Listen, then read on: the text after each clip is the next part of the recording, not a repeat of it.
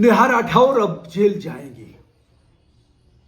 संभावनाएं संपूर्ण रूप से प्रतीत हो रही हैं। कोई चमत्कार यदि हो तो नहीं कहा जा सकता, कारण कि सुप्रीम कोर्ट ने भी उनकी याचिका पर उनका साथ नहीं दिया। कहा नेहा यह बात जाकर के आप कोर्ट में बताओ, यानी निचली अदालत में जाकर के वही फरियाद करिए, हम आपका एफआईआर क्वेश नहीं करेंगे।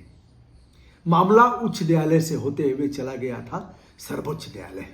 आइए दोस्तों, नेहा के कसूर की बात हम करेंगे।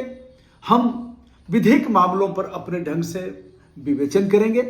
आपकी बात भी हम करेंगे, नेहा की बात भी करेंगे, कानून क्या कहता है उसे भी बताएंगे। फिलहाल नेहा की गर्दन अब फंसते हुए नजर आ रही है। नेहा राठौर लोक गायिका चर्चित हैं। बिहार में काबा, यूपी में काबा शुरू हुआ, कई एक अपराध दर्ज हुए, बहुत मामलों में राहत भी मिली, लेकिन अब जब पीछे पड़ गया भसुरा अब छोड़ने का नाम नहीं ले रहा है। नेहा राठौर का ही भसुर हमने वीडियो किया था कभी अभय सिंह निर्भीक के साथ।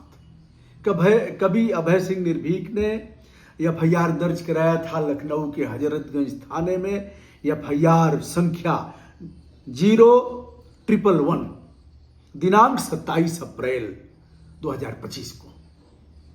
कभी अभय सिंह निर्भीक वहीं के हैं जहां नेहा की ससुराल है। अब आइए, हम सुप्रीम कोर्ट ने क्या किया है और नेहा को निराश कैसे किया है, कौन से जज लोग हैं, उसके पहले मनोज तिवारी का वह गीत, हटत नइखे भसुरा दुअरिए बिठाड़बा। अब भसुर एक ऐसा नाम जो जेठ जिसे कहते हैं, भसुर जेठ, उससे जो देवरानी होती है टच नहीं होता है, उसके आगे नहीं जाती हैं, घूंघट निकाल करके रहती हैं। भसुर का बड़ा सम्मान, अगर स्पर्श हो गया तो फिर दिक्कत है। तो भसुर एक ऐसा ही नाम। हमारी पत्नी है, दूर से भोजन देती हैं भाई साहब को, और कभी उनके आगे नहीं आई न कभी बात किया।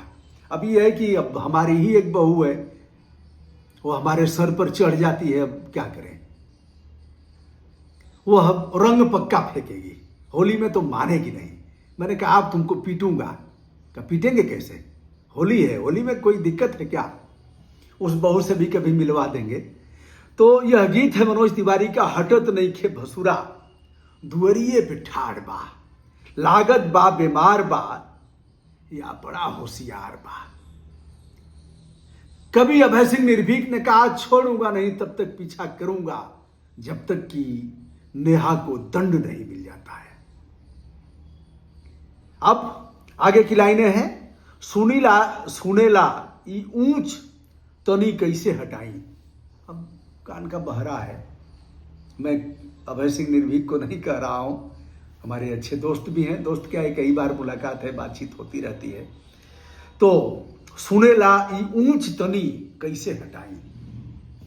अब अगर कोई कान में लगा लिया है तो ट्रेन से कट जाता है, मोटरसाइकिल से जा रहा है, आप हार्न देंगे वो हटेगा नहीं। सुनेला ई ऊंच तनी कैसे हटाई, आ ढेर ऊंच बोलब तो नीक ना कहाई। अब बहू है तो उतना तेज तो बोलेगी नहीं। ई तो होशियार बा ना तो कैले रार बा, या तो उसकी नीयत खराब है या तो बहुत होशियार है, या चाहे ई तो होशियार बा ना तो कैले रार बा, हटत नइखे भसुरा दुअरिए बिठाड़बा। जाना है और दरवाजे पर ही खड़ा है, सुन भी नहीं रहा है। आइए साहब मूल विषय पर आते हैं। न्यायमूर्ति सैयद कमर हसन रिजवी और न्यायमूर्ति राजेश सिंह चौहान, यह मामला जाता है उच्च न्यायालय की लखनऊ खंडपीठ में, और यह दर्ज कराया गया था जैसा कि मैंने बताया 27 अप्रैल को, और 22 अप्रैल को पहलगाम की घटना हुई थी, हमला हुआ था, और 24 को हमारे प्रधान सेवक पहुंच गए थे बिहार। 22 को हमला हुआ, 24 को चंप गए बिहार में। मानो भाइयों, जिस तरह से पहलगाम में हमारे निरीह बेबस और लाचार हमारे यात्रियों पर, भारतीयों पर आतंकियों ने हमला किया है, मैं बिहार की माटी से जोर देकर के कह देना चाहता हूं, वहां जहां तक जाएंगे हम घुस कर मारेंगे। साहब क्षमा करिएगा, यह अभिव्यक्ति की आज़ादी है, मैं अपनी सीमा में हूँ। हमारे प्रधान सेवक हैं, प्रधानमंत्री जी हैं, देश के प्रधानमंत्री जी हैं, हमारे भी प्रधानमंत्री जी हैं। 22 को हमला, 24 को पहुंच जाते हैं और नेहा राठौर उसके बाद हमला बोल देती हैं। शुरू करते हैं अपने यक्स पर और फिर गीत गा करके, गीत भी गाया। गीत एक बात का गीत है उसके कि एक अनुरोध मैं चाहूँगा, यदि अब तक आपने हमारे चैनल को सब्सक्राइब नहीं किया है तो कर लें, हमारा हौसला बढ़ेगा। यदि आप हमें हमारे वीडियो को लाइक और शेयर करेंगे तो हमारा उत्साह और भी बढ़ेगा। आशा करता हूं आप इस अभ्यर्थना को स्वीकार करेंगे। प्रणाम।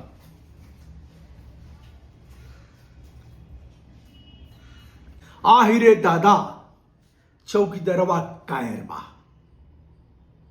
चौकीदार से अभिप्राय आप समझ रहे हैं। आहिरे दादा चौकीदारवा कायर बा, फिर पता नहीं ट्रंपवा कैले हायर बा।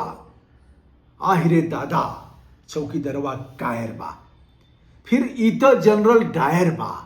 जलियांवाला बाग में गोली चलवाने वाले जनरल डायर को इंगित करते हुए नेहा का यह है।